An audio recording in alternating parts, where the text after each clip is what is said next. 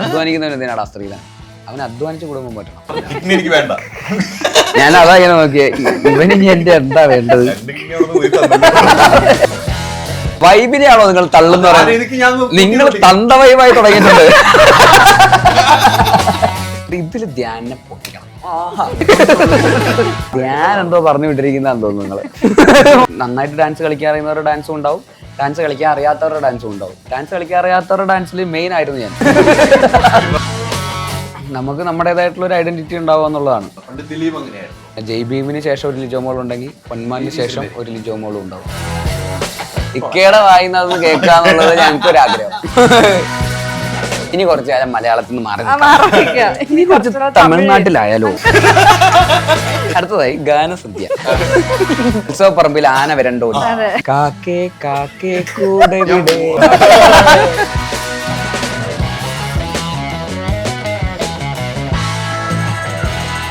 Ultra modern kitchen devices. ഒരു കിച്ചണിൽ വേണ്ട എല്ലാ ലേറ്റസ്റ്റ് ബ്രാൻഡുകളും ഇവിടെയുണ്ട്. ലോകോത്തര ബ്രാൻഡുകൾ, original products, wide range. MyG future. നമസ്കാരം. പുത്തൻ സിനിമയുടെ വിശേഷങ്ങൾ പങ്കുവയ്ക്കാൻ 3 അതിഥികൾ, 3 പേർക്ക് സ്വാഗതം. Thank you. പൊന്മാൻ. പൊന്മാൻ ആരാണ് പൊന്ന്, ആരാണ് മാൻ?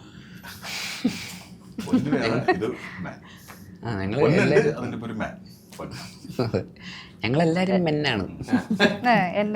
ഞാനും പൊന്മാനില് ഞങ്ങൾ എല്ലാരും ഉണ്ട്. നല്ലൊരു സിനിമ അല്ല വയസ്സിലെ പൊന്മാൻ ആണെന്ന് വിശ്വസിക്കുന്നു. ഇരിക്കുന്നത് ഉറപ്പായിട്ടും നമ്മൾ സന്തോഷിക്കുന്നു, നമ്മൾ ഭയങ്കര ഹാപ്പിയാണ്. നമുക്ക് സിനിമ ചെയ്തതിൽ ഭയങ്കര അഭിമാനമുണ്ട്. No regrets. ഭയങ്കര നല്ല സിനിമയായിരിക്കും തന്നെയാണ് ഞങ്ങൾ വിശ്വസിക്കുന്നത്. ബാക്കി തിയേറ്ററിൽ ആദ്യത്തെ ഷോ കഴിയാതെ നമുക്ക് ഒന്നും പറയാൻ പറ്റില്ല, എന്തൊക്കെ പറഞ്ഞാലും. പക്ഷേ ഞങ്ങൾ ഭയങ്കര ഹാപ്പിയാണ്, അതിലൊരു സംശയമില്ല. നല്ല സിനിമയായിരിക്കും. അതെ, ഈ ഇടയ്ക്ക് ഇറങ്ങിയ സിനിമകളിലൊക്കെ വിജയിക്കുന്ന കാലഘട്ടത്തിൽ പോകുമ്പോൾ ഇതിൽ കോമഡി ഉണ്ട്, ഒരു ഫാമിലിക്ക് പറ്റുന്ന എല്ലാ ചേരുവയും ചേർത്ത് എന്നാണ് ഞാൻ ശരത്തിൻ്റെ അടുത്ത് ചോദിച്ചപ്പോൾ പറയുന്നത്. അങ്ങനെ എല്ലാ ചേരുവയും ഉണ്ടല്ലേ? കോമഡി അങ്ങനെ വലിയ കോമഡി സിനിമ എന്നുള്ള രീതിയിലല്ല, പക്ഷേ ഫാമിലി ഡ്രാമയാണ്. ഇമോഷണൽ ആയിട്ടുള്ള രംഗങ്ങളുണ്ട്, നമുക്ക് കണ്ണു നിറയും. പക്ഷേ സിനിമ തീരുന്നത് നമുക്ക് ഒരു പവർ ഫീൽ ചെയ്യും. സിനിമയുടെ അതിലൊരു ക്യാരക്ടേഴ്സിൻ്റെയൊക്കെ ഒരു ഗ്രാഫും അവസാനമൊക്കെ ഇറങ്ങുമ്പോഴേക്കും നമുക്ക് നമ്മളെന്തോ വിജയിച്ച പോലത്തെ ഒരു ഫീൽ കിട്ടാൻ സാധ്യതയുണ്ട് ഓഡിയൻസിന്. നമ്മളെപ്പോലുള്ള ഒരാൾ എന്തോ അടിച്ച് ജയിച്ചു എന്ന് പറയുന്ന പോലത്തെ ഒരു ഫീലിംഗ് കിട്ടാൻ സാധ്യതയുണ്ട്. അതാണ് ഈ സിനിമയുടെ ഒരു മൊത്തത്തിൽ ഇറങ്ങുന്ന പ്രേക്ഷകന് ഞാൻ തന്നെ ആയിരിക്കും എന്നൊരു ചിന്താഗതി വരും അല്ലേ? അത് വരും. ഭയങ്കര റിലേറ്റബിൾ ആയിട്ടുള്ള ഒരു സാധാരണക്കാരൻ്റെ ഒരു ഫൈറ്റാണ് സിനിമ. അപ്പോൾ അതിലേക്ക് പല ക്യാരക്ടേഴ്സ് വന്ന് കയറുന്നു. അവരുടെയൊക്കെ ഫൈറ്റിലും ഇവരുടെയൊക്കെ എല്ലാവരും അങ്ങോട്ടും ഇങ്ങോട്ടുള്ള കോൺഫ്ലിക്റ്റുകളാണ്, പൊന്നുമായിട്ട് ബന്ധപ്പെട്ടതാണ്. അപ്പോൾ അതുകൊണ്ടാണ് പൊൻ മാൻ എന്ന് പേര് വന്നിരിക്കുന്നത്. അപ്പോൾ പൊന്നാണ് ഇവരെല്ലാവരെയും കണക്ട് ചെയ്യുന്നത്.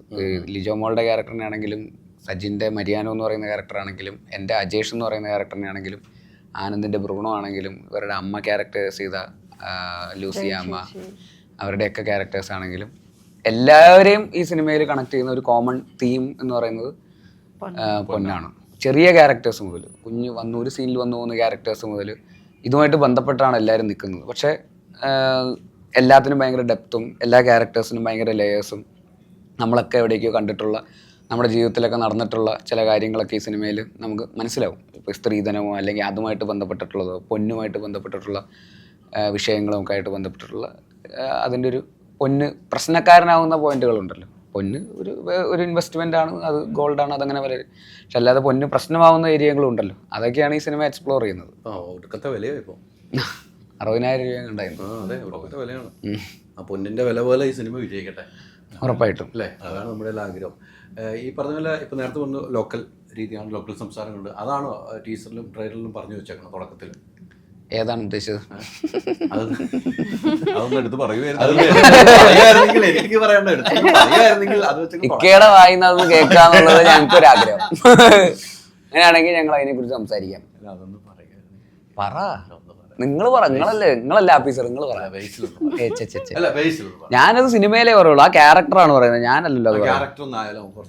അച്ഛ അത് പറ്റില്ല. എനിക്കത് എനിക്ക് ഡയറക്ടർ വേണം, ക്യാമറമാൻ വേണം, റൈറ്റേഴ്സ് അവിടെ ഡയലോഗ്സ് വേണം. അത് പറയാൻ വേണമെങ്കിൽ അധ്വാനിക്കുന്നവന് എന്തിനാടാ സ്ത്രീധനം? അവൻ അധ്വാനിച്ച് കുടുംബം പറ്റണം. ഇല്ല, അത് സിനിമയെ മാത്രമേ പറയൂ. പിന്നെ അതാണ് നേരത്തെ പറഞ്ഞത് നമുക്ക് എല്ലാവർക്കും റിലേറ്റ് ചെയ്യുന്ന ലോക്കൽ എല്ലാം ഉണ്ട്. ഒരു കുടുംബം എല്ലാം ഉള്ള പശ്ചാത്തലത്തിൽ നമ്മൾ സാധാരണ സംസാരിക്കുന്ന ടോക്കാണ് വന്നേക്കുന്നത് അല്ലേ? ആ രീതിക്കാണ് ഇട്ടിരിക്കുന്നത്.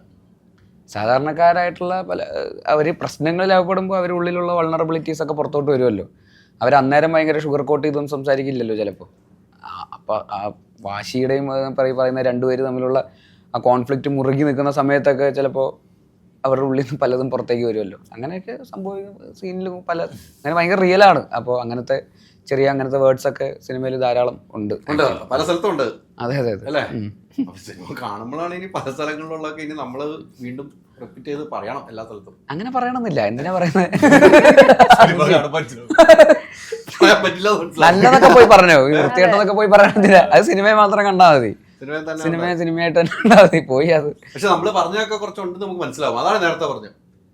നേരത്തെ പറഞ്ഞ സിനിമ കണ്ട് ഇറങ്ങുമ്പോൾ ആ പ്രേക്ഷകരിൽ ചിലപ്പോൾ ഞാനായിരിക്കാം, അതെ, അല്ലെ എന്റെ സുഹൃത്തായിരിക്കാം. നമ്മളൊക്കെ ഇത് പറഞ്ഞിട്ടുണ്ട്. അതെ, ആ രീതിക്ക് റിലേറ്റ് ചെയ്യാൻ പറ്റും. ഈ പറയുന്ന മാത്രമല്ല, പല കാര്യങ്ങളും എല്ലാം റിലേറ്റ് ചെയ്യാൻ പറ്റുന്ന കാര്യങ്ങളൊക്കെ തന്നെയാണ്. സ്ത്രീധനമായിട്ട് ബന്ധപ്പെട്ടിട്ടുള്ളത് നമുക്ക് നമ്മുടെ കുടുംബത്തിൽ നമുക്ക് റിലേറ്റീവ്സോ അല്ലെങ്കിൽ സുഹൃത്തുക്കൾക്കൊക്കെ ഇടയിലുണ്ടാകുന്ന പ്രശ്നങ്ങളും അതുമായിട്ടൊക്കെ നമ്മൾ കാണുന്നതും പത്രങ്ങളിൽ വായിക്കുകയൊക്കെ ചെയ്യുന്നതാണല്ലോ. പക്ഷെ അതിന് വേണ്ടിയിട്ടുള്ള ഒരു സിനിമയല്ല, അത് പറയാൻ വേണ്ടിയിട്ടൊരു സിനിമ എന്നുള്ള രീതിയിൽ മാത്രമല്ല ഇതിനെ സമീപിച്ചിരിക്കുന്നത്. ഒരു കമേഴ്ഷ്യൽ എൻ്റർടൈനർ എന്നുള്ള രീതി തന്നെയാണ് ഈ സിനിമയെ ട്രീറ്റ് ചെയ്തിരിക്കുന്നതും പാക്കേജ് ചെയ്തിരിക്കുന്നതും. പാട്ടുകളൊക്കെ ആയിട്ട് വളരെ കമേഴ്ഷ്യലായിട്ട് ആദ്യം മുതൽ അവസാനം വരെ 2 മണിക്കൂർ നമ്മൾ മുൾമുനയിലിരിക്കുന്ന പോലത്തെ ഒരു സിനിമയായിട്ട് തന്നെയാണത്. പക്ഷെ കണ്ടിറങ്ങുമ്പോൾ നമ്മൾ ഇതൊക്കെയാണ് ഈ സിനിമ സംസാരിക്കുന്നത് നമുക്ക് ഒരു തിരിച്ചറിവ് ഉണ്ടാവും. പക്ഷെ അത് നിന്ന് അത് സംസാരിക്കാൻ വേണ്ടി സംസാരിക്കുന്നൊന്നുമില്ല, പ്രസംഗിക്കുന്നൊന്നുമില്ല. അതെ, നമ്മൾ ഇറങ്ങുമ്പോൾ ഇപ്പോൾ പറഞ്ഞ ഒരു ഇറങ്ങുമ്പോൾ നമ്മൾ ഇത് സംസാരിക്കേണ്ട വിഷയമാണ് നമുക്കും തോന്നും, സംസാരിക്കപ്പെടേണ്ടതാണ് നമുക്ക് പറയാൻ പറ്റും, തോന്നും. ഉറപ്പായിട്ടും അത്തരം ഒരു സിനിമയ്ക്ക് ഒരു വിജയമുണ്ട്. അതെ, തീർച്ചയായിട്ടും അങ്ങനെ സിനിമകൾക്ക് വിജയമുണ്ട്. ആ വിജയത്തിലേക്ക് പോകുന്ന കാലഘട്ടങ്ങളിലാണ് അത്തരം സിനിമകൾ. വിജയം എങ്ങനെയാണ് ഈ കഥ കേട്ട് കഴിഞ്ഞപ്പം ഈ സിനിമയിലേക്ക് വരുന്നത്, ഈ കഥയുമായിട്ട്? എന്നെ ഇതിൻ്റെ പ്രൊജക്ട് ഡിസൈനർ രഞ്ജിത്തേട്ടനാണ് വിളിച്ചത്. ഇങ്ങനെ ഒരു കഥയുണ്ട്, വന്ന് കേൾക്കുമെന്ന് പറഞ്ഞു. അങ്ങനെ ഞാൻ ജ്യോതിഷേട്ടൻ കഥ നറേറ്റ് ചെയ്യാണ് ചെയ്തത്. അപ്പോൾ കഥ കേട്ടപ്പോൾ നല്ല രസമുണ്ട്. ഞാൻ അപ്പോൾ 4-5 ചെറുപ്പക്കാർ ഞാൻ വായിച്ചിട്ടില്ല. അതിനുശേഷം 4-5 ചെറുപ്പക്കാരും കൂടി വായിച്ചിട്ട് എന്താണെന്നുള്ളത് പറയൂ എന്ന് പറഞ്ഞു. അപ്പോൾ വായിച്ചു കഴിഞ്ഞപ്പോൾ രസമുണ്ട്. ഇപ്പോൾ ബേസിൽ പറഞ്ഞ പോലെ ഇത് പൊന്നുമായിട്ട് ബന്ധപ്പെട്ട കഥയാണ്. ഒരു പൊന്ന് കുറേ അധികം ബന്ധങ്ങളിലല്ലേ, ഒരു സമൂഹത്തിൽ കുറേ പേർക്കിടയിൽ ഉണ്ടാക്കുന്ന പ്രശ്നങ്ങളാണ്. അതെങ്ങനെയൊക്കെ പോകുന്നു, അതിനകത്തുള്ള ഈ കഥയ്ക്കകത്തുള്ള ക്യാരക്ടേഴ്സിനെ എങ്ങനെയൊക്കെ ചേഞ്ച് ചെയ്യുന്നു, അവരുടെ പേഴ്സ്പെക്റ്റീവ്സ് എങ്ങനെയൊക്കെ മാറ്റുന്നു എന്നൊക്കെയുള്ള രീതിക്കുള്ള കഥയാണ്. അപ്പോൾ എല്ലാ ക്യാരക്ടേഴ്സിനും അതിൻ്റേതായ ലെയേഴ്സ് ഉണ്ട്. അതുകൊണ്ട് എനിക്ക് ഇഷ്ടപ്പെട്ടു. സ്റ്റെഫി എന്ന് പറയുന്ന ക്യാരക്ടർ ആയാലും അല്ല പൊന്മാൻ്റെ കഥയായാലും ഇഷ്ടപ്പെട്ടു. ബേസിലുമായിട്ട് ആദ്യമാണോ? അതെ, നിങ്ങൾ ഒന്നിക്കുന്ന സിനിമ ആദ്യമല്ലേ? അതെ, ഇതിലുള്ള സജിന്റെ കൂടെയും ബേസിലിന്റെ കൂടെയും ഞാൻ വർക്ക് ചെയ്തിട്ടില്ല. ഇതിലുള്ള ആരുടെ കൂടെയും അങ്ങനെ വർക്ക് ചെയ്തിട്ടില്ല, ഫസ്റ്റ് ടൈം. ബേസിൽ പൊതുവെ എങ്ങനെയാണ് ലൊക്കേഷനിൽ ആ ക്യാരക്ടർ ഇപ്പം ഞങ്ങളുടെ കോമ്പിനേഷൻ സീൻസ് എല്ലാം കുറച്ച് പടമേ ഇത് നമ്മുടെ ക്യാരക്ടേഴ്സ് എല്ലാം കുറച്ച് സീരിയസ് ആയിട്ടുള്ള ക്യാരക്ടേഴ്സ്. കുറച്ച് മുന്നേ പറഞ്ഞോളൂ, ഇതിലങ്ങനെ കോമഡിക്ക് വേണ്ടിയിട്ട് കോമഡി അങ്ങനെ ഒന്നുമില്ല. ഫൺ എലമെന്റ്സ് എവിടെയെങ്കിലുമൊക്കെ ഉണ്ടാവുന്നേ ഉള്ളൂ. അപ്പോൾ ആ ഒരു ക്യാരക്ടർ എങ്ങനെയാണോ അതുപോലൊക്കെ തന്നെയായിരുന്നു സെറ്റിലും. ഒന്നും ഉണ്ടായിട്ടേ ഇല്ല, ഉണ്ടായിട്ടേ ഇല്ല. ഞങ്ങളുള്ള കോമ്പിനേഷൻസും വളരെ കുറവായിരുന്നു ആക്ച്വലി. 3-4 ദിവസമൊക്കെ ഉള്ള ഉണ്ടായിരുന്നുള്ളൂ. കൂടുതലും അജേഷ് ഒറ്റയ്ക്കായിരുന്നു ആക്ച്വലി സിനിമയിൽ. പിന്നെ അളിയനുമായിട്ട് കുറച്ച് സീനുകളുണ്ടായിരുന്നു. സൂപ്പർ ഹിറ്റ് സിനിമയിൽ നിന്നാണ് അടുത്ത സൂപ്പർ ഹിറ്റ് തരാൻ വേണ്ടി വരുന്നതാണ്. നിങ്ങളൊക്കെ വെച്ചാ സൂപ്പർ ഹിറ്റ് ആണെന്ന് ഇപ്പൊ പൊതുവെ പറയാം.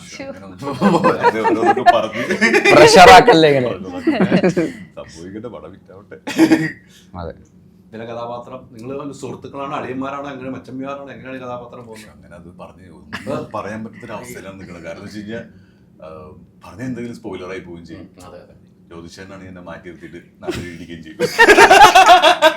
സത്യം. പക്ഷെ ഒരു സീരിയസ് ക്യാരക്ടറാണ് ഞാൻ മുൻപ് ചെയ്ത ആവേശം കഴിഞ്ഞതിന് ശേഷം ഇത് കമ്മിറ്റ് ചെയ്യണം. അപ്പോൾ റിലീസ് ഒന്നും ആയിട്ടില്ല. അപ്പോൾ അതിൽ നിന്ന് വ്യത്യസ്തമായിട്ടുള്ള ഒരു ക്യാരക്ടറാണ്. ഭയങ്കര ആർക്കുള്ള ഒരു ക്യാരക്ടറാണ്. ആവേശത്തിന് മുമ്പായിരുന്നു ഇത് കഥ കേൾക്കുന്നത്? ആവേശം ഷൂട്ട് കഴിഞ്ഞ് ഞാൻ വന്ന് കുറച്ച് നാളുകൂടെ ഫ്രീ ആയിട്ടൊക്കെ നിൽക്കുന്ന സമയത്താണ് ഇത് ജ്യോതിഷേട്ടനെ വിളിച്ചിട്ട് ലിജോ പറഞ്ഞ പോലെ തന്നെ ജ്യോതിഷേട്ടൻ കഥ പറയുമ്പോഴാണ് ഞാൻ കേൾക്കുന്നത്. എനിക്ക് ഭയങ്കര ഇഷ്ടപ്പെട്ടു. അപ്പോഴാണ് 4 ചെറുപ്പക്കാരെന്നുള്ള നോവൽ എൻ്റെ അടുത്ത് വായിക്കാൻ പറയുന്നത്. ഞാൻ വായിച്ചതോടുകൂടി ഓക്കെ. പിന്നെ ബേസിലായിട്ട് 2ാമത് കൊളാബ് ചെയ്യുന്നു. ജാനമല്ലായിരുന്നു ഞങ്ങൾ ഒരുമിച്ച്. അതിനുശേഷം പിന്നെ കുറച്ച് നാൾ കഴിഞ്ഞതിന് ശേഷം ഈ പടത്തിൽ ലീഡ് ക്യാരക്ടർ ചെയ്യാൻ പറ്റി. ലിജോയെ ഞാൻ ഇവിടെ വെച്ചിട്ടാണ് കാണുന്നത്. സിനിമകൾ മാത്രമേ കണ്ടിട്ടുള്ളൂ.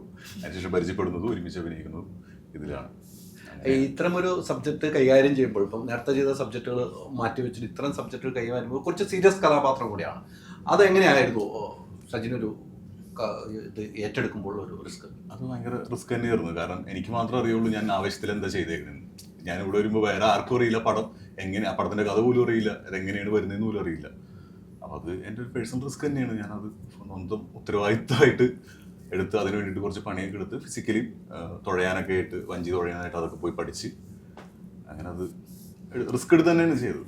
കാരണം എല്ലാ ക്യാരക്ടറും റിസ്ക് എടുത്ത് തന്നെയാണ് ചെയ്തത്. നമ്മളെ കൊണ്ട് നമ്മൾ നോക്കും ഇത് വായിച്ചാലും ഈ ക്യാരക്ടർ കിട്ടുമ്പോൾ ഇത് എന്നെ കൊണ്ട് പൊക്കാൻ പറ്റുമോ, അങ്ങനെ ഒരു കോൺഫിഡൻസ് ഉണ്ടെങ്കിൽ മാത്രം പടം കമ്മിറ്റ് ചെയ്യുള്ളൂ. അല്ലെങ്കിൽ നമ്മൾ പറഞ്ഞ പോലെ ആ ഒരു എടുത്ത് ആഡ് ചെയ്തൊന്നും നോക്കാം എന്നും പറഞ്ഞിട്ടൊരു പരിപാടി അങ്ങനെയൊന്നുമില്ല. നമ്മളെ കൊണ്ട് പറ്റുമോ ആ ഒരു കോൺഫിഡൻസ് നമുക്ക് കിട്ടുകയാണെങ്കിൽ മാത്രമേ ഞാനത് ഓക്കെ നമുക്കിത് ചെയ്യാം, എന്നെ കൊണ്ട് ഇത് പണിയെടുത്താൽ എന്നെ കൊണ്ട് പൊക്കിയാൽ പൊങ്ങും എന്ന് തോന്നുന്ന പരിപാടി മാത്രമേ ഞാൻ പിടിക്കാറുള്ളൂ. അല്ല, അങ്ങനെ പിടിക്കുന്നതും നല്ലതാണ്. കുറച്ച് സെലക്ഷനും നല്ലതാണോ? ഞാൻ ശരിക്കും പറഞ്ഞ സെലക്ഷനും അല്ല, അങ്ങനെ ഒരു സെലക്ഷൻ നല്ലതാണ്. അതെ അതെ, എന്നോട് ഇങ്ങോട്ട് വരുന്ന കഥാപാത്രങ്ങൾ ഞാൻ കേട്ടിട്ട് ഓക്കെ. അല്ല, ഞാൻ ഒരിക്കലും ചൂസ് ചെയ്യുന്നത് എന്നെ ഇപ്പൊ എനിക്ക് ചിലപ്പോൾ പൈങ്കിളിയൊക്കെ ഇറങ്ങിയതിന് ശേഷം ചിലപ്പോൾ അങ്ങനത്തെ ഒരു സിറ്റുവേഷൻ എനിക്ക് വരാൻ തോന്നുന്നു. കാരണം പൈങ്കിളി ഫെബ്രുവരി 14 അതാണ് ഞാൻ ലീഡ് ചെയ്യണ ഒരു പടം, ആദ്യത്തെ പടം. അപ്പൊ അതിറങ്ങിയതിന് ശേഷമൊക്കെ ചിലപ്പോൾ എനിക്ക് അങ്ങനത്തെ ഒരു ഇതൊക്കെ വന്ന് ഇതിലേക്ക് പോകാൻ പറ്റും. അങ്ങനെയൊക്കെയാണ്. അല്ലാതെ ഇങ്ങനെ ഒരു ഇന്ന സാധനം ചെയ്യും ഇന്ന സാധനം ചെയ്യില്ല അങ്ങനെയൊന്നുമില്ല. എനിക്ക് പെർഫോമൻസ് ഓറിയന്റഡ് ആയിട്ടുള്ള ക്യാരക്ടർ എന്താണെങ്കിലും അത് ഒരു സീനാണെങ്കിലും 2 സീനാണെങ്കിലും അതാണ് ഏറ്റവും വേണ്ടത്. പോയി ചെയ്യും. ഒരു കലാകാരന് വേണ്ട ഏറ്റവും വലിയ ക്വാളിറ്റി അതാണ്. ഒരു സീനാണെങ്കിലും അറിയപ്പെടുന്ന സീനാണ്, പ്രേക്ഷകരുടെ മനസ്സിൽ തങ്ങിയിരിക്കുന്നതിൽ അത് ഏറ്റവും ക്വാളിറ്റി. അങ്ങനെ നോക്കുന്നത് ഞാൻ ഒരു വിജയത്തിന്റെ പാതയാണ്. ബേസിലൊക്കെ അങ്ങനെ എത്ര പടങ്ങൾ ചെയ്തു ഇപ്പോൾ ഇങ്ങനെ നിന്ന് കറങ്ങുന്നില്ലെങ്കിൽ ഉറപ്പായിട്ടും ഞാനൊക്കെ ഒരുപാട് നോട്ട് ചെയ്യുന്നതാണ്. ബേസിൽ ഇങ്ങനെ പോകുമ്പോൾ ഇങ്ങനെയൊക്കെയാണ് നമുക്കൊരു മുന്നിൽ റോൾ മോഡൽ എന്നുള്ള രീതിയിൽ നമുക്ക് ഉറപ്പായിട്ടും അറിയാം. കിഡ്നിയൊന്നും വേണ്ട, കിഡ്നി എനിക്ക് വേണ്ട. ഞാൻ അതാ ഇങ്ങനെ നോക്കിയേ, ഇവനിനി എന്റെ എന്താ വേണ്ടത്. കഴിഞ്ഞ ഇന്റർവ്യൂല് കിഡ്നി റൗണ്ട് ഉണ്ടായിരുന്നു, സ്വയം എല്ലാരെയും പുകഴ്ത്തുക. അല്ല, ബേസിലിനൊക്കെയാണ് പുള്ളി കണ്ടുപിടിക്കുന്നത് വെച്ചാൽ ബേസിലിന്റെ പ്രായമാണ് ഞാൻ ആലോചിക്കണം. എന്താ കണ്ടുപിടിക്കാൻ പ്രായം ഒരു ഘടകമല്ലല്ലോ. ഞാൻ കണ്ട കാലം തൊട്ട് അങ്ങനെയാണെന്ന് കണ്ട കാലം എന്ന് വെച്ച് ഞാൻ നേരിട്ട് കണ്ട കാലം തൊട്ട് ജാനേമൻ തൊട്ട് തൊട്ടാണ് നമ്മൾ അടുത്തറിയുന്നതും. അപ്പൊ ഞാൻ ജാനേമൻ ചെയ്യുന്ന സമയത്ത് ഡയറക്ടറാണല്ലോ, നമുക്ക് ആ ഒരു ഇതുണ്ടായിരുന്നു. പക്ഷെ ഇവിടെ വന്നപ്പോൾ നമ്മൾ ആ ഒരു കുറച്ചും കൂടി ഭയങ്കര കംഫർട്ടായിരുന്നു. ഈ ഡയറക്ടർ എന്ന നിലയിൽ ബേസിൽ എങ്ങനെയാ? ഞാൻ വർക്ക് ചെയ്യാത്ത കാരണം കൊണ്ട് ഈ ലൊക്കേഷനിലോ ആക്ടറായിരുന്നു. എനിക്ക് ഡയറക്ടർ എന്നുള്ള ആളാ. ഡയറക്ടർ എന്ന ബേസിലും ആക്ടർ എന്ന ബേസിലും രണ്ടും രണ്ടാണ് അല്ലേ തോന്നുന്നു. കാരണം ഞാൻ പുള്ളി ഡയറക്ടർ ചെയ്യുന്ന പടത്തിൽ എന്നെ ഇതുവരെയും വിളിച്ചിട്ടില്ല. ഞാൻ പറയാൻ പറ്റൂ ഡയറക്ട് ചെയ്ത സെറ്റ് പോലെ ഞാൻ പോയിട്ടില്ല. പുള്ളി ചെയ്ത പടങ്ങളിൽ മാത്രമേ ഞാൻ കണ്ടിട്ടുള്ളൂ. ഇനിയിപ്പോ ചിലപ്പോ അങ്ങനത്തെ ഒരു മൊമെന്റിൽ എന്തെങ്കിലും ഒരു ക്യാരക്ടർ വന്ന് എന്നെ വിളിക്കുമെന്ന് വിചാരിക്കുന്നു. അപ്പൊ ഞാൻ നോക്കട്ടെ. എന്നിട്ട് കൈതുരുക്കൊക്കെ പറഞ്ഞു ഇങ്ങനെയാണ് നോട്ട് ചെയ്ത് വെച്ചിട്ട് വരണം കേട്ടോ. ബേസിൽ പൊതുവെ എല്ലാ കാര്യത്തിലും ഇപ്പൊ പൊതുവെ കുറെ ഇന്റർവ്യൂസ് വന്നപ്പോ ബേസിൽ പൊതുവെ തള്ളു എന്നാ പറയുന്നത്. ആരാ പറയുന്നത്? നല്ല തള്ളുന്ന ആരും അങ്ങനെ പറയുന്നില്ല. നിങ്ങൾ ചുമ്മാ അടിച്ചിറങ്ങുകയാണ്. ഞാൻ തള്ളിയിട്ടൊന്നുമില്ല, തമാശ പറയായിരിക്കും. അല്ല, മൊത്തത്തിൽ ഒരു വൈബ് ഉണ്ടാക്കുന്നുണ്ട്. വൈബിനെയാണോ നിങ്ങൾ തള്ളുന്ന പറയുന്നത്? നിങ്ങൾ തന്ത വൈബായി തുടങ്ങിയിട്ടുണ്ട്. വൈബിനെ തള്ളെന്ന് മിസ്ഇന്റർപ്രറ്റ് ചെയ്യുന്നു. മാറുന്നു, മാറിക്കഴിഞ്ഞു, ഞാൻ ഉൾക്കൊള്ളുന്നു. ഓക്കെ. അല്ല, പൊതുവെ ഇപ്പൊ ഈ ഇടയ്ക്ക് ഇറങ്ങിയ സിനിമകളെല്ലാം ബേസിലിന്റെ ഇന്റർവ്യൂസ് നമ്മൾ കാണുന്നുണ്ട്. ധ്യാന് എതിരാളിയായി മാറിയിരിക്കുകയാണ്. ഒരിക്കലുമില്ല. ധ്യാൻ എതിരാളി ഇപ്പം ഇന്ത്യയിൽ ഒരാളുടെ ബേസിൽ മാത്രമേ ഉള്ളൂ. പക്ഷേ ധ്യാൻ ഒന്നും ആരും എതിരാളിയായിട്ടൊന്നും ഞങ്ങൾ തമ്മിൽ അങ്ങനെ ഒരു കോമ്പറ്റീഷനും ഇല്ല. നിങ്ങളെന്തിനാ അതൊരു കോമ്പറ്റീഷൻ ആക്കി കാണുന്നത്? ഇതൊരു കോമ്പറ്റീഷൻ ഐറ്റമാണോ ഇന്റർവ്യൂ എന്ന് പറയുന്നത്? ശരി, ഓഹോ, ഞാൻ അറിഞ്ഞില്ലല്ലോ. എന്നാ പിന്നെ അതിനനുസരിച്ച് ഇല്ല, അങ്ങനെയൊന്നുമില്ല. ധ്യാൻ ധ്യാൻ്റെതായ രീതിയിൽ പോകുന്നു, ഞാൻ എന്റേതായ രീതിയിൽ പോകുന്നു. അതിപ്പോ ഇന്റർവ്യൂവിൽ വന്നിട്ട് ഇതിൽ ധ്യാനെ പൊട്ടിക്കണം ചുമ്മാരി ധ്യാൻ പറഞ്ഞ ഒരു കുഴപ്പമില്ലാന്ന് പറഞ്ഞത്. ബേസിൽ ഇത് പിടിക്കണം, ഞാൻ എന്റേത് പിടിക്കുന്ന പറഞ്ഞത്. അല്ല, അവൻ അവൻ്റെതായ രീതിയിൽ പോട്ടെ, ഞാൻ എന്റേതായ രീതിയിൽ പോട്ടെ. ഞങ്ങൾ രണ്ടുപേരും കഷ്ടപ്പെട്ട് ജോലി ചെയ്ത് ജീവിക്കുന്ന ആൾക്കാരാണ്. പൊളിച്ചത്. ഇവര് രണ്ടുപേരും ഡയറക്ടർമാരാണ്. അങ്ങനെ ഡയറക്ടർമാരാണല്ലോ. ഇതിലങ്ങനൊന്നുമില്ല കോമ്പറ്റീഷൻ. എന്ത് കോമ്പറ്റീഷൻ? ഇപ്പൊ ദിലീപിന്റെ സ്ഥാനത്തേക്കാണ് ധ്യാനെ കൊണ്ട് നിർത്തിയിരിക്കുന്നത്. അത് സോറി ബേസിൽ തന്നെ പറഞ്ഞു അങ്ങനെയൊന്നും എനിക്ക് ആ ഭാരം തരല്ല എന്ന് പറഞ്ഞിട്ടുണ്ട്. ദിലീപിന്റെ അല്ലെ അന്ന് കണ്ട ദിലീപിന്റെ അതേ പാതയാണ് ബേസിൽ ഇപ്പോൾ പിടിക്കുന്നതെന്ന് പൊതുവെ മൊത്തത്തിൽ കമന്റുകളും അഭിപ്രായങ്ങൾ പറയുന്നുണ്ട്. അത്രയും നല്ല ക്യാരക്ടറുകൾ ചെയ്യുന്നതുകൊണ്ട് തന്നെയാണ് കേട്ടോ കിട്ടുന്ന സീനുകളെല്ലാം സിനിമയാണ് നല്ലതായി അഭിനയിച്ച് കാഴ്ചവെക്കുന്നുണ്ട്. പണ്ട് ദിലീപ് അങ്ങനെയായിരുന്നല്ലോ. ദിലീപിന്റെ ആ കാലഘട്ടത്തിൽ അങ്ങനെ തന്നെയായിരുന്നു. അതൊരു ഭാരമായിട്ട് തോന്നുന്നു. അതൊരു പറയുന്ന നമുക്ക് നമ്മുടേതായിട്ടുള്ള ഒരു ഐഡന്റിറ്റി ഉണ്ടാവുക എന്നുള്ളതാണ്. അദ്ദേഹം ഉണ്ടാക്കി വെച്ചിട്ടുള്ള ഒരു ലെഗസി ഉണ്ട് ഒരുപാട് സിനിമകൾ. അപ്പോൾ അത്രയും കാലഘട്ടത്തിൽ ചെയ്തിട്ടുള്ള സിനിമകളാണ്. ഞാനിപ്പോൾ അത് ഇപ്പം എൻ്റെ 10ാമത്തെ സിനിമയാണിത് നായകൻ എന്നുള്ള രീതിയിൽ, അല്ലെങ്കിൽ അഭിനേതാവ് എന്നുള്ള രീതിയിൽ ഇപ്പോൾ എത്ര 5 വർഷം എങ്ങാണ്ടായിട്ടുള്ളൂ. അപ്പോൾ അത്രയും കാലം കൊണ്ട് എങ്ങനെയാണ് നമുക്ക് ഒരാളെ അങ്ങനെ കമ്പയർ ചെയ്യാൻ പറ്റുക? ഒരു അദ്ദേഹത്തിൻ്റേതായിട്ടുള്ള ഒരു ലെഗസിയും ഫാൻ ഫോളോയിങ്ങും നമ്മളൊക്കെ ചെറുപ്പം മുതലേ കണ്ടിട്ടുള്ള ഒരുപാട് നല്ല ഹ്യൂമർ കോമഡി സിനിമകളും അല്ലാത്തതുമായിട്ടുള്ള സിനിമകളൊക്കെ ചെയ്തിട്ടുള്ള ഒരാളാണ്. അപ്പോൾ ആ രീതിയിൽ കമ്പയർ ചെയ്യുമ്പോൾ അത് ശരിയല്ല എന്നാണ് എനിക്ക് തോന്നുന്നത്. അത് രണ്ടുപേരോടും ചെയ്യുന്നത് അത് നീതിയല്ല എന്ന് തോന്നുന്നു. തീർച്ചയായിട്ടും നമ്മുടേതായിട്ടുള്ള ഒരു ഐഡൻറ്റിറ്റി കാലം ഇനിയുണ്ടല്ലോ, ഇനിയും സമയമുണ്ടല്ലോ. അപ്പോൾ എല്ലാം കഴിഞ്ഞിട്ട് ഒരു 10-20 വർഷമൊക്കെ കഴിഞ്ഞിട്ട് ഞാൻ ചെയ്ത സിനിമകൾ കണ്ടിട്ട് അതിന് വേറെ എന്തെങ്കിലും വിളിക്കാൻ തോന്നുന്നുണ്ടെങ്കിൽ അങ്ങനെ വിളിക്കട്ടെ. എന്തിനാണ് ഒരാളെ വെച്ച് കമ്പയർ ചെയ്യുന്നത്? ശരിയല്ല എന്ന് എനിക്ക് തോന്നുന്നു. ഇപ്പൊ വിളിക്കേണ്ട സമയമായിട്ടില്ല, ഒരിക്കലും ഇല്ല. അത് ശരിയല്ല അങ്ങനെ വിളിക്കുന്നത്. ആരുമായിട്ടും കമ്പയർ ചെയ്യുക. അങ്ങനെ ദിലീപേട്ടനോ അങ്ങനെ ഒരാളെ വെച്ചിട്ടോ അല്ലെങ്കിൽ ശ്രീനിയേട്ടൻ ഇടയ്ക്ക് വിളിക്കാറുണ്ട്. പക്ഷെ അതൊന്നും ശരിയല്ല. അതൊക്കെ അവരൊക്കെ എത്രയോ വലിയ സിനിമകളും എത്രയോ കാലങ്ങളായിട്ട് നമ്മളെയൊക്കെ ഒരുപാട് എൻ്റർടൈൻ ചെയ്യിപ്പിച്ചിട്ടുള്ള ആൾക്കാരാണ്. അപ്പോൾ അങ്ങനെയുള്ളവരായിട്ടൊന്നും കമ്പയർ ചെയ്യാനൊന്നും ഞാൻ ആയിട്ടില്ല, ഒരു സംശയമില്ല. ഇപ്പോൾ ഏതെങ്കിലും പ്രോഗ്രാമിൽ പോയാലും സ്റ്റേജ് കയ്യിലെടുക്കും. ഡാൻസ് ചെയ്താണെങ്കിലും പാട്ട് പാടിയാണെങ്കിലും ബേസിലിൻ്റെ ആ ഒരു സാന്നിധ്യം ഉറപ്പിക്കുന്നുണ്ട്. അത് പ്രേക്ഷകർക്കും ഇഷ്ടമാണ്. ഇപ്പോൾ ഒരു പ്രോഗ്രാം അത് പ്രേക്ഷകർക്കും ഇഷ്ടമാണ്. അത്തരം ഒരു രീതിയിലേക്ക് ഇപ്പോൾ കുറച്ചായുള്ളൂ വന്നിട്ട് ബേസിൽ. നേരത്തെ അങ്ങനെയൊന്നും ബേസ് ആയിരുന്നില്ല എന്ന് എൻ്റെ കാഴ്ചപ്പാട്. ഞാൻ ഒത്തിരി ഇൻ്റർവ്യൂ എടുത്തിട്ടുണ്ട്. പണ്ട് ബേസിൽ ഇങ്ങനെയൊന്നുമല്ല. അതിലേക്കൊരു മാറ്റം സംഭവിക്കാനുള്ള കാരണം എന്താണ്? ബേസ് കുറച്ചുകൂടെ കോൺഫിഡൻസ് ഒക്കെ. പണ്ട് ഞാൻ ഇങ്ങനെയൊക്കെ തന്നെയായിരുന്നു. കോളേജിലൊക്കെ പഠിക്കണ നിങ്ങൾ കണ്ടിട്ടില്ലല്ലോ. അന്നും ഇതുപോലൊക്കെ തന്നെയായിരുന്നു. സ്റ്റേജിൽ ഡാൻസ് കളിക്കുക. ഇപ്പോൾ നന്നായിട്ട് ഡാൻസ് കളിക്കാൻ അറിയുന്നവരുടെ ഡാൻസും ഉണ്ടാവും, ഡാൻസ് കളിക്കാൻ അറിയാത്തവരുടെ ഡാൻസും ഉണ്ടാവും. ഡാൻസ് കളിക്കാൻ അറിയാത്തവരുടെ ഡാൻസിൽ മെയിൻ ആയിരുന്നു ഞാൻ. ഈ പറയുന്ന ഈ ഡെമോ ഡാൻസ് എന്നൊക്കെ പറഞ്ഞിട്ടുള്ള ഡാൻസുകളൊക്കെ ഉണ്ടല്ലോ മെയിൻ. ഇപ്പോൾ ഇൻ സിങ്ക് എന്ന് പറഞ്ഞിട്ട് നമ്മുടെ ഒരു കോളേജിലെ ഡാൻസ് ടീം ഉണ്ടായിരുന്നു. ഇൻ സിങ്ക് നമ്മുടെ ഡാൻസ് ടീമിൻ്റെ ഒരു ഔട്ട് ഓഫ് സിങ്ക്, ഒരു സിങ്കും ഇല്ല. അപ്പോൾ അങ്ങനത്തെ ഒരു ഡാൻസ് ടീം ഉണ്ടായിരുന്നു. ഞങ്ങൾ ഇടയ്ക്ക് ഞങ്ങളുടെ പ്രോഗ്രാമിന് വേണ്ടി വെയിറ്റ് ചെയ്തിരുന്ന ആൾക്കാരുണ്ടായിരുന്നു. ഔട്ട് ഓഫ് സിങ്കിന്റെ ഡാൻസ് ഇല്ല ഇത്തവണ എന്ന് ചോദിച്ചു. അപ്പോൾ ഇതൊക്കെ പണ്ട് മുതൽ ചെറുപ്പം മുതലേ സ്റ്റേജ് ഫിയർ ഒന്നും ഇല്ല. അങ്ങനെ ഈ പറയുന്ന എല്ലാ പരിപാടികൾക്കും സ്കൂളിലൊക്കെ എല്ലാ പരിപാടികൾക്കും പങ്കെടുക്കും. നമുക്ക് അറിയുന്ന പരിപാടിയാവണമെന്നൊന്നുമില്ല. അക്ഷര ശ്ലോകം എന്നൊക്കെ എല്ലാത്തിനും പോയി പേര് കൊടുക്കും. ഏതിനെങ്കിലുമൊക്കെ സമ്മാനം കിട്ടും. അങ്ങനെ ഒരുപാട് കിട്ടിയ കപ്പുകൾ വീട്ടിലിരിപ്പുണ്ട്. ഒരു ദിവസം വന്നാൽ ഞാൻ കാണിച്ചു തരാം. അതെ, തീർച്ചയായിട്ടും. ഇത് ഞാൻ പറഞ്ഞ സത്യസന്ധമാണ്. ഒരു സ്റ്റേജിലേക്ക് ഇപ്പൊ കയ്യിൽ ആളുകളെ പ്രഷർ എടുക്കുന്ന നിലയിലേക്ക് ബേസിലെത്തിയിട്ടുണ്ട്. ഞാൻ എന്നെ തന്നെ ഒരു എന്റർടൈനർ ആയിട്ടാണ് കാണുന്നത്. അതിന് ഞാൻ കണ്ടെത്തിയ മീഡിയം സിനിമയാണെന്നേ ഉള്ളൂ. അതിപ്പോൾ സിനിമയിൽ വന്നില്ലായിരുന്നെങ്കിലും അതുപോലെയുള്ള ഒരു എന്റർടൈൻമെന്റ് സ്പേസിൽ തന്നെയായിരിക്കും ഞാൻ ഉണ്ടാവുക. ആൾക്കാർ ചുറ്റും ഇരിക്കുമ്പോൾ ആൾക്കാരെ എന്റർടൈൻ ചെയ്യിപ്പിക്കുക എന്നുള്ളത് എനിക്ക് എൻ്റെ ഉള്ളിൽ നിന്ന് വരുന്ന ഒരു കാര്യമാണ്. ആൾക്ക് ബോറടിച്ചിരിപ്പിക്കാൻ താല്പര്യമില്ല. അപ്പോൾ അതുകൊണ്ട് എന്തെങ്കിലുമൊക്കെ രീതിയിൽ എന്നെ കൊണ്ട് പറ്റുന്ന രീതിയിൽ എൻ്റർടൈൻ ചെയ്യിപ്പിക്കുക എന്നുള്ളത് എൻ്റെ ഉള്ളിലുള്ള സാധനമാണ്.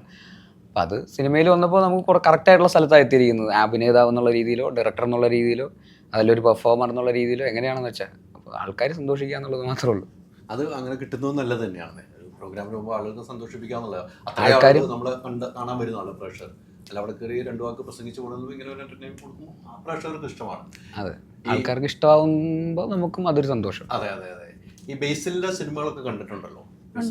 ബേസിലിന്റെ സിനിമയിൽ ഏറ്റവും ഇഷ്ടപ്പെട്ട ഏതായിരിക്കും? പൊന്മാൻ. പൊന്മാന്റെ പ്രൊമോഷൻ വന്നാൽ പറയില്ല. അല്ല, സീരിയസ്ലി ഇതിൽ എനിക്ക് അജേഷിന്റെ അതായത് ബേസിലിന്റെ പെർഫോമൻസ് എനിക്ക് ഒരുപാട് ഇഷ്ടപ്പെട്ടു. നന്നായി ചെയ്തിട്ടുണ്ട്. കണ്ടിട്ട് നിങ്ങളും അത് തന്നെ പറയാം. എല്ലാവരും ബേസിലിന്റെ ഇതിലെ അഭിനയത്തെക്കുറിച്ച് തീർച്ചയായിട്ടും സംസാരിക്കും. ഈ സിനിമ സംസാരിക്കപ്പെടും തീർച്ചയായും. ഇതിൽ എന്തൊക്കെ ഉണ്ട് ബേസിലെ നമ്മൾ ബേസിൽ നിന്ന് പ്രതീക്ഷിക്കാത്ത എന്തൊക്കെ ഇതിൽ നിന്ന് ഞങ്ങൾക്ക് കിട്ടും. എൻ്റേത് മാത്രമല്ല, ഞാൻ ഇനിയിപ്പോൾ എന്നെ കുറിച്ച് പറഞ്ഞുകൊണ്ട് ഞാൻ ഇവരെ കുറിച്ച് പറയുന്നതല്ല, ഇവരെ കുറിച്ചൊക്കെ സംസാരിക്കും ഉറപ്പാണ്. ലിജോ മോളുടെ പെർഫോമൻസ്, ഞാൻ ലിജോ മോളുടെ വൺ ഓഫ് ദ ഫൈനസ്റ്റ് പെർഫോമൻസസിലൊന്നാണ് പൊന്മാനിലെ പെർഫോമൻസ്. സ്റ്റെഫി ഗ്രാഫ് എന്ന് പറയുന്ന ക്യാരക്ടർ സത്യമായിട്ടും ഈ പറയുന്ന ജയ് ഭീമിന് ശേഷം ഒരു ലിജോ മോൾ ഉണ്ടെങ്കിൽ പൊന്മാനിന് ശേഷം ഒരു ലിജോ മോളും ഉണ്ടാവും ഉറപ്പായിട്ടും. അതുപോലെ സജിൻ അമ്പാൻ എന്ന് പറയുന്ന ക്യാരക്ടറിന് ശേഷം അതിൽ നിന്ന് നേരെ ഓപ്പോസിറ്റ് ദിക്കിൽ നിൽക്കുന്ന ഒരു ക്യാരക്ടറാണ് മരിയാനോ എന്ന് പറയുന്നത്. അപ്പോൾ ആളുടെ ഒരു ചോയ്സും അത് പുൾ ഓഫ് ചെയ്തിരിക്കുന്ന രീതിയും ഭയങ്കര രസമാണ്. അത് ഞാൻ പറഞ്ഞത് എത്ര എക്സ്പ്ലെയിൻ ചെയ്യേണ്ട കാര്യമില്ല. നിങ്ങൾ സിനിമ കാണാൻ പോവാണ് 30-ാം തീയതി. സിനിമ കണ്ടു കഴിഞ്ഞാൽ എല്ലാവരെക്കുറിച്ചും സംസാരിക്കും. ഇതിൻ്റെ ഡയറക്ടറെക്കുറിച്ചും സംസാരിക്കും, ക്യാമറമാനെക്കുറിച്ച് സംസാരിക്കും, മ്യൂസിക് ഡയറക്ടറെക്കുറിച്ച് സംസാരിക്കും, എഡിറ്ററെക്കുറിച്ച് സംസാരിക്കും, അഭിനേതാക്കളെ എല്ലാവരെക്കുറിച്ചും സംസാരിക്കും. ആനന്ദ് മന്മഥനെക്കുറിച്ച് സംസാരിക്കും, ബ്രൂണോ എന്ന് പറയുന്ന ക്യാരക്ടർ ചെയ്ത് ആനന്ദിനെ കുറിച്ച് സംസാരിക്കും, അമ്മമാരായിട്ട് അഭിനയിച്ച ജയ ചേച്ചിയും സന്ധ്യ ചേച്ചിയെക്കുറിച്ച് സംസാരിക്കും. കാരണം എല്ലാവരും നല്ല എഴുത്തുകാരെ കുറിച്ച് സംസാരിക്കും. ജി ആർ എന്തു ബോബൻ ചേട്ടനെ കുറിച്ചും ജസ്റ്റിൻ മാത്യുവിനെ കുറിച്ചും സംസാരിക്കും. അങ്ങനത്തെ ഒരു സിനിമയാണത്. അപ്പോൾ അതുകൊണ്ട് ഈ ഇന്ദുവിൻ്റെ സ്ക്രിപ്റ്റ് നമുക്ക് പറയാതിരിക്കാൻ പറ്റില്ല, കണ്ട സിനിമകളിലാണ്. പക്ഷെ അതിൽ ഒരു വേദന ഉണ്ടാവും, ഒരു നൊമ്പരം ഉണ്ടാവും. ഇന്ദുവിൻ്റെ സ്ക്രിപ്റ്റുകളെല്ലാം അങ്ങനെയാണ്. ഒരു ചെറിയൊരു നൊമ്പരം നമുക്ക് തരും, നമുക്ക് ആലോചിക്കാൻ. കുറച്ച് സിനിമകൾ നമുക്ക് വീട്ടിൽ ചെന്നാലും ഒന്ന് ചിന്തിക്കാനുള്ള ഒരു അതാണ് ഇന്ദുവിൻ്റെ സ്ക്രിപ്റ്റുകളിലെ ഏറ്റവും വലുത്. അദ്ദേഹത്തെ ബുക്കുകളെല്ലാം ആണെങ്കിൽ അങ്ങനെ തന്നെയാണ്. ബുക്കുകൾ ആ രീതിക്ക് തന്നെ ആയിരിക്കും ഈ സിനിമയിലേക്ക് വരും. ബുക്കുകളിലെ ആ രീതിക്ക് തന്നെ ആയിരിക്കും സിനിമയിലേക്ക് വരും. അദ്ദേഹം ഒന്ന് നമുക്കൊന്ന് ആലോചിക്കാൻ, നമ്മളൊന്ന് ചിന്തിപ്പിക്കും. അതെ, ആ ലിറ്ററേച്ചറിൻ്റെതായിട്ടുള്ള ഒരു ഗുണം ഈ സിനിമയ്ക്കുണ്ട്.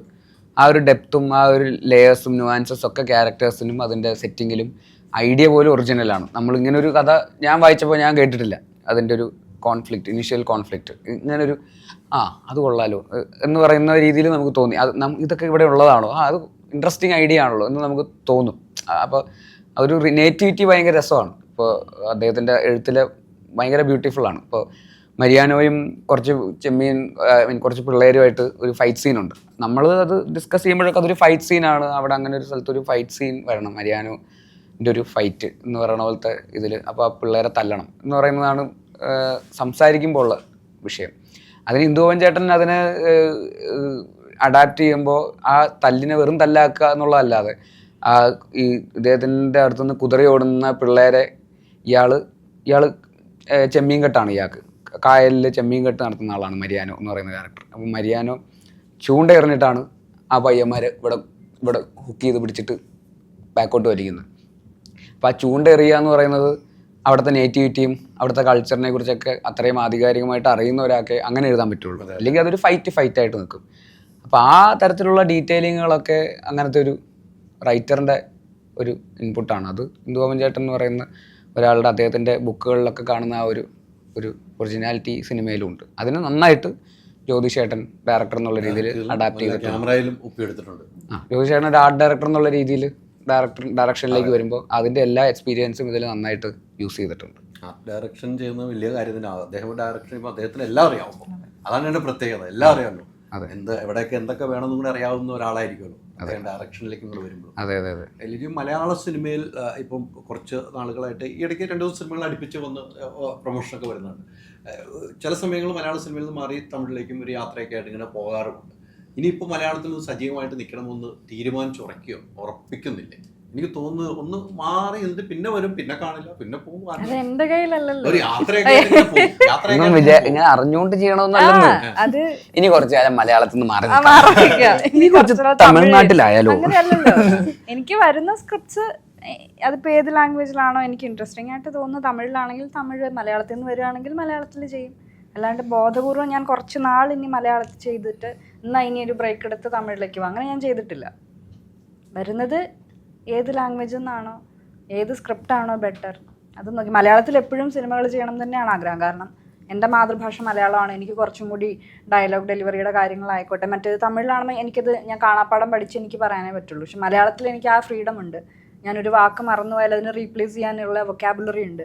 അപ്പോൾ അങ്ങനെ, അല്ലെങ്കിൽ എനിക്ക് എൻ്റെതായ രീതിക്ക് പറയാം. അപ്പം അങ്ങനത്തെ ഫ്രീഡം ഉണ്ട്. പിന്നെ അവിടെയും ഇവിടെയും ഡിഫറൻസ് ഉണ്ട് ബാക്കി കാര്യങ്ങളിലൊക്കെ ആയാലും. അപ്പോൾ എപ്പോഴും എനിക്ക് മലയാളത്തിൽ സിനിമകൾ ചെയ്യണം തന്നെയാണ് ആഗ്രഹം.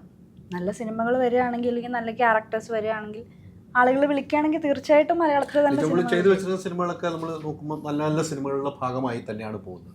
ഇനി ജമോൾക്ക് ചെയ്യണമെന്ന് ആഗ്രഹിക്കുന്ന കുറേ കഥാപാത്രങ്ങൾ മലയാളത്തിൽ ഇനിയും ബാക്കിയുണ്ടാവും. നമ്മൾ അഭിനയം തന്നെയാണ് നമ്മുടെ ജീവിതം. അഭിനയം തീരുന്നില്ല, എത്ര പഠിച്ചാലും അഭിനയം തീരുന്നില്ല. മമ്മൂക്കാടെ വാക്ക് കടമെടുത്ത് തന്നെ പറയുകയാണെങ്കിൽ നമുക്ക് അഭിനയം തന്നെയാണ്, നമുക്ക് ഭ്രാന്ത് എന്ന് പറയാം ഏറ്റവും കൂടിയെന്ന്. ആ അഭിനയത്തിലേക്ക് ഇനി ചെയ്യണമെന്ന് ചോദിക്കുക, ആ ഒരു മനസ്സിൽ തോന്നുന്നില്ല നമുക്ക് തോന്നുന്ന ആഗ്രഹം കുറേ ഉണ്ടാവുള്ളൂ. ഇന്ന കഥാപാത്രം, ചില ആൾക്ക് ഫൈറ്റ് അല്ലെങ്കിൽ ഫുൾ കോമഡി ആയിട്ട് വേണം, അല്ലെ ആ രീതിക്ക് അങ്ങനെ എനിക്കൊരു ഫൺ ആയിട്ടുള്ള ഒരു മൂവി ചെയ്യണം എന്നുണ്ട്. ഞാൻ ഇതുവരെ അങ്ങനെ ത്രൂ ഔട്ട് ഫൺ ആയിട്ടുള്ള ഒരു ക്യാരക്ടർ ചെയ്തിട്ടില്ല. കട്ടപ്പനയിലെ ഋതിക് റോഷനിലാണ് ചെറുതായിട്ടെങ്കിലും ഫൺ എലമെന്റ്സ് ഉള്ള ഒരു ക്യാരക്ടർ ചെയ്തിട്ടുള്ളത്. അപ്പം അങ്ങനെ ഈ കുറേ സീരിയസ് ക്യാരക്ടേഴ്സ് എന്നുള്ളതല്ലാണ്ട് കുറച്ചുകൂടി ഫൺ എലമെന്റ്സ് ഉള്ള ഒരു ക്യാരക്ടർ ചെയ്യണം എന്ന് ആഗ്രഹമാണ്. ഈ ബേസിലൊക്കെ കണ്ടുപിടിച്ചാൽ കുറെ ഫണ്ട് കിട്ടുകയും ചെയ്യും കേട്ടോ. ബേസിലെ കൂടെ ഇരുന്നാൽ തന്നെ കിട്ടും. അല്ല, ഞങ്ങളുടെ വൈബ് അതല്ല. പോക്കറ്റിൽ നിന്ന് എടുത്ത് കൊടുക്കല്ല, വൈബ് അതല്ല.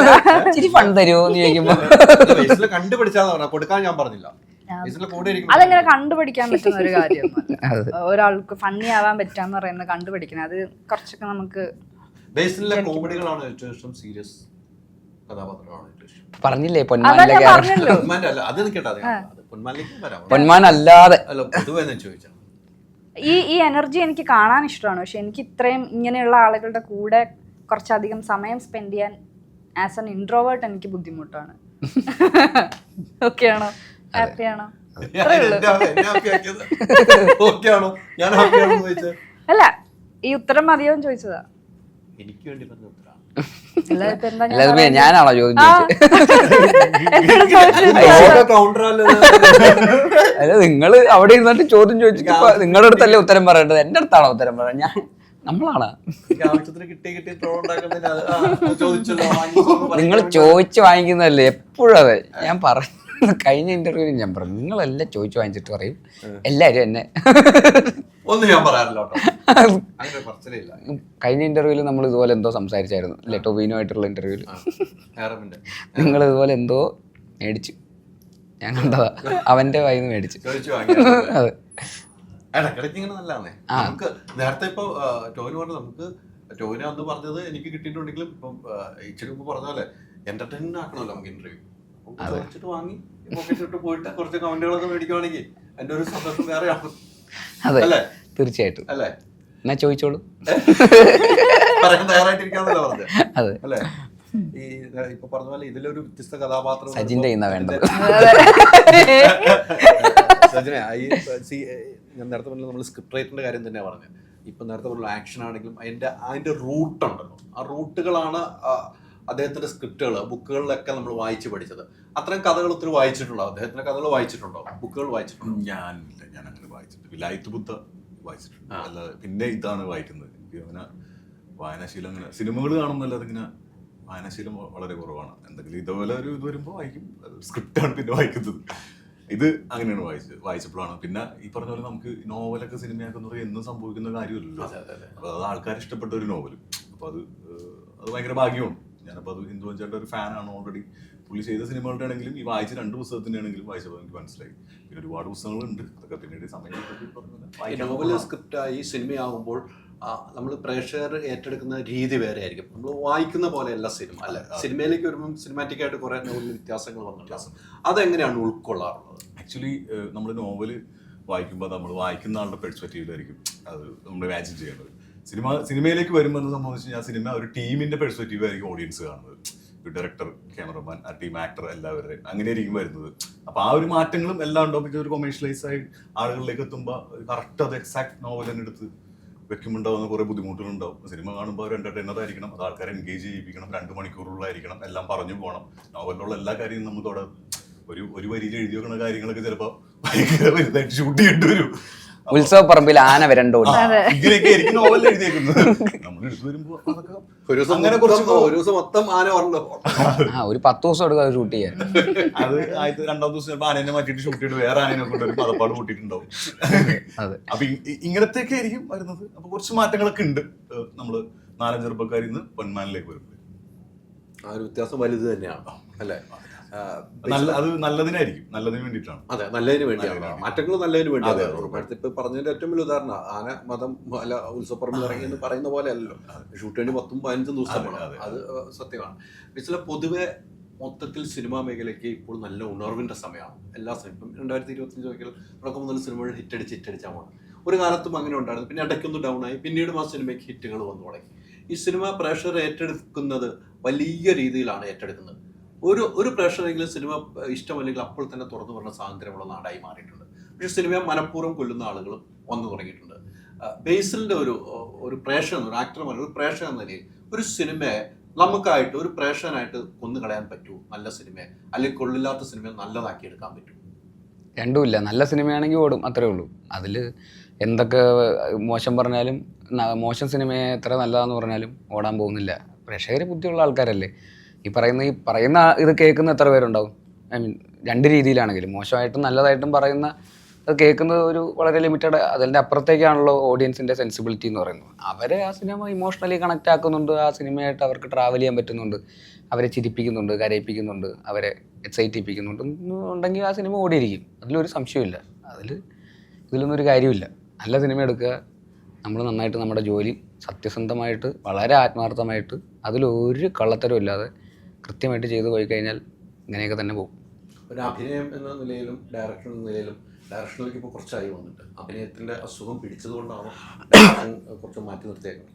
ഇല്ലില്ല, അങ്ങനെയൊന്നുമില്ല. ഈ ജയ ഹേ ഒക്കെ കഴിഞ്ഞ സമയത്ത് വന്ന സിനിമകളൊക്കെ തന്നെയാണ്. ഈ ഇപ്പോൾ പൊന്മാൻ പോലും ജയ ഹേ കണ്ടിട്ടാണ് ജ്യോതിഷേട്ടൻ എന്നെ വിളിക്കുന്നത്. അപ്പോൾ ആ സമയത്തുള്ള കമ്മിറ്റ്മെൻറ്റ്സ് ആണ് ഇപ്പോഴും ഓടിക്കൊണ്ടിരിക്കുന്നത്. ഞാൻ ഡയറക്റ്റ് ചെയ്യാൻ വേണ്ടിയിട്ടൊരു ബ്രേക്ക് എടുക്കാൻ വേണ്ടിയിട്ട് ഇങ്ങനെ വെയിറ്റ് ചെയ്തിരിക്കുകയായിരുന്നു. അതിൻ്റെ ഇടയിൽ നല്ല സിനിമകൾ വന്നു. അപ്പോൾ അത് ചെയ്യാം എന്നുള്ളൊരു കമ്മിറ്റ്മെൻറ്റ്സിൻ്റെ ഇങ്ങനെ പോയി. അതുകൊണ്ടാണ് ഇങ്ങനെ ഇത്രയും പെട്ടെന്ന് കുറേ സിനിമകൾ ബാക്ക് ടു ബാക്ക് ആയിട്ട് വരുന്നത്. അതുകൊണ്ടാണ് ഡയറക്റ്റ് ചെയ്യാൻ വേണ്ടിയിട്ടുള്ള സിനിമയ്ക്ക് വേണ്ടിയിട്ട് ബ്രേക്ക് കുറച്ചൊന്ന് ഇടവേള എടുക്കാമെന്ന് വിചാരിച്ച് കമ്മിറ്റ് ചെയ്തതാണ് എല്ലാം ബാക്ക് ടു ബാക്ക് ആയിട്ട്. പക്ഷേ ചെയ്തപ്പോൾ 2 മാസം 3 മാസം ഗ്യാപ്പ് ഉണ്ടായിരുന്നു ഇതൊക്കെ ചെയ്യുന്നതിൻ്റെ ഇടയ്ക്ക്. പക്ഷേ ഇറങ്ങിയപ്പോൾ ഇതെല്ലാം ആഴ്ചയ്ക്ക് ഇറങ്ങും. അപ്പോൾ അങ്ങനെ ഒരു പ്രശ്നം ഉണ്ടായെന്നുള്ളത് മാത്രമേ. സിനിമ വരുന്ന പോലെയാണ് ഇപ്പോൾ. അജു പറഞ്ഞ ഒരു വെള്ളിയാഴ്ച ധ്യാനിന്റെ സിനിമയിലേക്ക് വെള്ളിയാഴ്ച ഇല്ലാന്ന് പറയാം എന്നുള്ളപ്പം ബേസിലെ സിനിമ അങ്ങനെ വരുന്നുണ്ട്. അതെ. അല്ല, ഇനിയിപ്പോൾ മരണമാസം കൂടി ഉള്ളു. അത് കഴിഞ്ഞാൽ കുറച്ച് കാലത്തേക്ക് ആ ഒരു ശല്യം ഉണ്ടാവില്ല. ശല്യമല്ല കേട്ടോ, ഒരിക്കലും ശല്യമല്ല. നല്ല സിനിമകൾ പ്രേക്ഷകർ കാണുന്നുണ്ടല്ലോ, അതുകൊണ്ടാണല്ലോ ബേസിലെ വിളിക്കുന്നത്. ഇപ്പൊ നിങ്ങളെല്ലാം വിളിക്കുന്ന നല്ല സിനിമകൾ ഉള്ളതുകൊണ്ട് നിങ്ങളുടെ പ്രേക്ഷകർ നിങ്ങൾ ഇഷ്ടപ്പെടുന്നുണ്ടല്ലോ, വീണ്ടും പ്രൊഡ്യൂസർ ആണെങ്കിൽ ഡയറക്ടറാണെന്ന് തേടി വരുന്നത്. അതിനൊരു മാറ്റമൊന്നുമില്ല. ഈ ഒരു സിനിമ ചെയ്യുമ്പോൾ ധ്യാൻ ഒരു മുഖ്യ കഥാപാത്രം കൊടുക്കാൻ എല്ലാം ആലോചിച്ചുള്ളൂ. ഡയറക്റ്റ് ചെയ്യുമ്പോഴോ? അല്ല, ബേസിൽ ഡയറക്റ്റ് ചെയ്യുമ്പോൾ അതന്നെ നല്ല ക്യാരക്ടർ, ധ്യാനിന് പറ്റിയ ക്യാരക്ടർ ആണെങ്കിൽ പിന്നെന്താ അതിനിപ്പോൾ വിളിക്കുന്നതിന് ഒരു കുഴപ്പമില്ല. നമ്മൾ അങ്ങനത്തെ ഇപ്പം ഞാൻ ആലോചിച്ച് വെച്ചിരിക്കുന്ന കഥകളിലൊന്നും അങ്ങനത്തെ കഥകളൊന്നും ഇല്ല. ചോദിച്ചിട്ടുണ്ട്. ഇപ്പൊ ഉള്ള ഇനിയുള്ളതിലില്ല, ഇനി വേറെ ധ്യാൻ എന്തോ പറഞ്ഞു വിട്ടിരിക്കുന്നതാന്ന് തോന്നുന്നു നിങ്ങള്. മൊത്തത്തിൽ 15 പ്രാവശ്യം കണ്ട് ധ്യാൻ. അല്ല, ധ്യാനോടൊപ്പം ബേസിനെ കുറിച്ച് എപ്പോഴും വാദവരാതെ പറയാറുണ്ട്. ഞാനും വാദവരാതെ പറയുന്നുണ്ടല്ലോ ധ്യാനിനെ കുറിച്ച്. പിന്നെന്താ, ധ്യാൻ വളരെ നല്ല മനുഷ്യനാണ്, നല്ലൊരു മനുഷ്യനാണ് ധ്യാൻ. ഇല്ല, കാര്യമായിട്ട് പറഞ്ഞു, എനിക്ക് ഭയങ്കര ഇഷ്ടമാണ് ധ്യാൻ്റെ ഇൻ്റർവ്യൂസ് കാണാനും. അത് ധ്യാനാണ് ഞാൻ ആദ്യമായിട്ട് അഭിനയിച്ച സിനിമയിലെ നായകൻ, ഞാൻ ആദ്യമായിട്ട് സംവിധാനം ചെയ്യുന്ന സിനിമയിലെ നായകൻ ധ്യാനാണ്. അപ്പോൾ എൻ്റെ കൂടെ എൻ്റെ സിനിമാ ജേണിയിൽ വളരെ ഇമ്പോർട്ടൻ്റ് ആയിട്ടുള്ള മൈൽ സ്റ്റോൺസിൻ്റെ ഭാഗമായിട്ടുള്ള ഒരാളാണ്. അപ്പോൾ ആ റെസ്പെക്റ്റ് ഞങ്ങളുടെ ഉള്ളിൽ അങ്ങോട്ടും ഇങ്ങോട്ടും, അവൻ ഇങ്ങോട്ടും ഉണ്ട്, എനിക്ക് അങ്ങോട്ടും ഉണ്ട്. പിന്നെ ബാക്കിയൊക്കെ നമ്മൾ തമാശ, അത്രയേ ഉള്ളൂ. അതെ, നമ്മൾ നല്ല സുഹൃത്തുക്കളായിരിക്കുമ്പോഴാണല്ലോ ഏറ്റവും കൂടുതൽ കളിയാക്കാനും ഇങ്ങനെ അങ്ങോട്ടും ഇങ്ങോട്ടും കൗണ്ടറൊക്കെ പറഞ്ഞുകൊണ്ടിരിക്കാൻ പറ്റുക. അങ്ങനെ സീരിയസ് ആയിട്ടിരിക്കുന്നവരുടെ ഇടയിൽ ഇപ്പോൾ പോയിട്ട് നമുക്ക് അങ്ങനെ പറയാൻ പറ്റില്ലല്ലോ. അവരങ്ങനെ ഉൾക്കൊള്ളുമല്ലോ. ഇല്ല, ഏറ്റവും സൗഹൃദമുള്ള സ്ഥലത്ത് നമുക്ക് എന്തും പറയാൻ പറ്റുള്ളൂ, അത്രേ ഉള്ളൂ. അത് കറക്റ്റാണ്. നിങ്ങളുടെ സൗഹൃദം അങ്ങനെ, ഇവരെല്ലാവരും സൗഹൃദം അങ്ങനെയാണ്. അതെ, ഇപ്പൊ ഇവിടെ ഇരുന്ന് പറയുന്നത് നിങ്ങളുടെ സൗഹൃദം വീണ്ടും വളർന്നുകൊണ്ടിരിക്കുകയാണ്. ഒരു സിനിമയിലൂടെ ഇപ്പോൾ ലിജോമോൾ വന്നിട്ട് നിങ്ങൾ രണ്ടുപേരായിട്ടുള്ള സൗഹൃദം വളർന്നു. അതെ, എല്ലാ സിനിമ കഴിയുമ്പോഴും അങ്ങനത്തെ ബന്ധങ്ങൾ ഉണ്ടാവുക എന്നുള്ളത് നല്ല കാര്യമല്ലേ. വെറുതെ ഒന്ന് ജോലി ചെയ്തിട്ട് ടാറ്റ ബൈ ബൈ പറഞ്ഞു പോകുന്നതിനേക്കാളും ആ സൗഹൃദം അവിടെ തന്നെ ഉണ്ടാവുക എന്ന് പറയുന്നതിന് നല്ല കാര്യമല്ലേ. ഡയറക്ഷൻ എന്നത്തേക്കായിരിക്കും ഈ വർഷം എന്തായാലും അതിൻ്റെ അനൗൺസ്മെൻറ്റും ബാക്കി കാര്യങ്ങളും വർക്കുകളൊക്കെ തുടങ്ങും. എന്നാ ഉണ്ടാവുക എന്നുള്ളത് മെല്ലെ അറിയിക്കും. അതാണ്, എപ്പോഴാണ് റിലീസാവുക എന്നുള്ള കാര്യമൊക്കെ മെല്ലെ പറയാം എന്നുള്ള ഒരു സ്പേസിലാണ് ഉള്ളത്. ഈ വർഷം ഷൂട്ടുണ്ട്? ഈ വർഷം ഷൂട്ട് ഉണ്ടാവില്ല. ഇല്ല, അടുത്ത വർഷം ഷൂട്ടുള്ളൂ അല്ലേ? അങ്ങനെ പറഞ്ഞപ്പോ അങ്ങനെ ആയല്ലോ. അതൊക്കെ ഞാൻ പറയാന്നല്ലേ ഞാൻ പറഞ്ഞത്.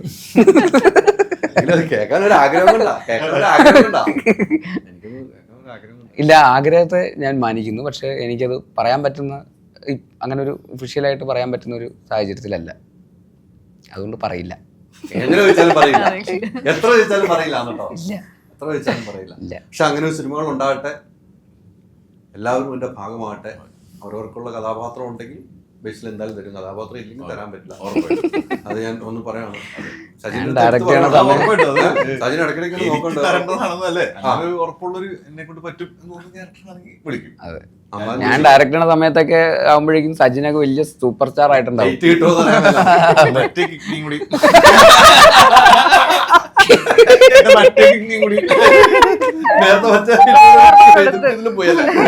അവിടെ കിഡ്നിയും കൊടുത്ത് തികയാതെ കരളൊക്കെ കൊടുത്തു, ബ്രെയിനൊക്കെ കൊടുക്കാൻ. അല്ല, അങ്ങനെ പൊന്മാൻ സൂപ്പർ ഹിറ്റ് ആകട്ടെ. ബേസിൽ നമുക്ക് അവസാനിക്കുന്നത് ബേസിലെ 2 ലൈൻ ഗാനത്തോടുകൂടി നമുക്ക് അവസാനിപ്പിക്കാം. എന്താ എന്താ പറഞ്ഞേ? 2 ലൈൻ പാട്ടോടുകൂടി നമുക്ക് അവസാനിപ്പിക്കാം. ബേസിൽ അടുത്തതായി ഗാനസന്ധ്യ 2 ലൈൻ പാട്ട് ആലപിക്കുന്നത് എന്ത് പാട്ട് പാടാനാ? പിന്നെ ഷടാ, ഞാനാണെങ്കിൽ പറയുകയും ചെയ്തു. അതെ, പാട്ടൊക്കെ പാടി എന്റർടൈൻമെന്റ് ആക്കണമെന്ന് പറഞ്ഞിട്ടുണ്ട്. പക്ഷെ അതങ്ങനെ ഇന്റർവ്യൂലൊന്നും വന്നിരുന്ന് പാടുക എന്നുള്ളതല്ല. സ്റ്റേജാക്കി കൂട്ടിക്കോ. സ്റ്റേജ് ആണെങ്കിൽ നിങ്ങൾ കാണികളാവണം, നിങ്ങളൊരു കാണിയാണ്. നിങ്ങൾ അവിടെ നിന്ന് കാണികളാ. ഈ പടത്തിൽ തന്നെ പാട്ട് പാടാം. ബ്രൈഡാത്തിയേ ബ്രൈഡാത്തിയേ എന്താണ് ഈ മണവാട്ടിയേ, ബ്രൈഡാത്തിയേ ബ്രൈഡാത്തിയേ നന്നാന നന്ന നന്ന മണവാട്ടിയേ. അതെ, ബ്രൈഡാത്തി നല്ല പാട്ട്. നല്ല പാട്ട്. ആ പാട്ട് നമ്മളെല്ലാരും കണ്ടോളാം. പാട്ട് പിന്നെ ഞാൻ പുതിയത് ഉണ്ടാക്കി പാടുന്നു. ഞാൻ ഇപ്പൊ തന്നെ കമ്പോസ് ചെയ്ത് വരികൾ എഴുതി അങ്ങ് പാടും. സാധാരണ ഒരു പാട്ട് സാധാരണ അത് ഈ പാട്ടല്ല. ഈ പാട്ടിന് എന്താ കുഴപ്പം? ഇത് നല്ല പാട്ട്, പൊന്മാനിലെ ഏറ്റവും നല്ല പാട്ടാണ് പ്രഷർ കൊട്ടി പാടിയിരുന്നത്.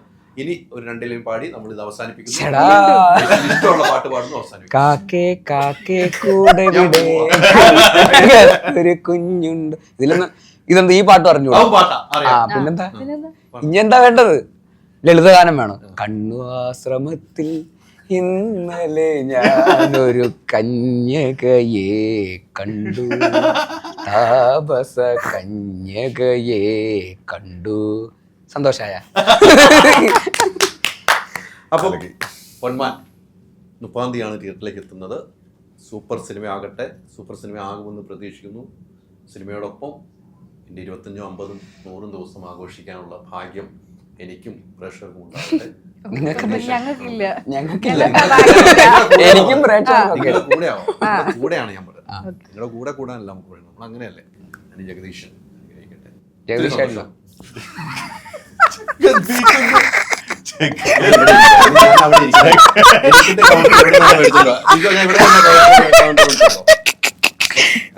ജഗദീഷ്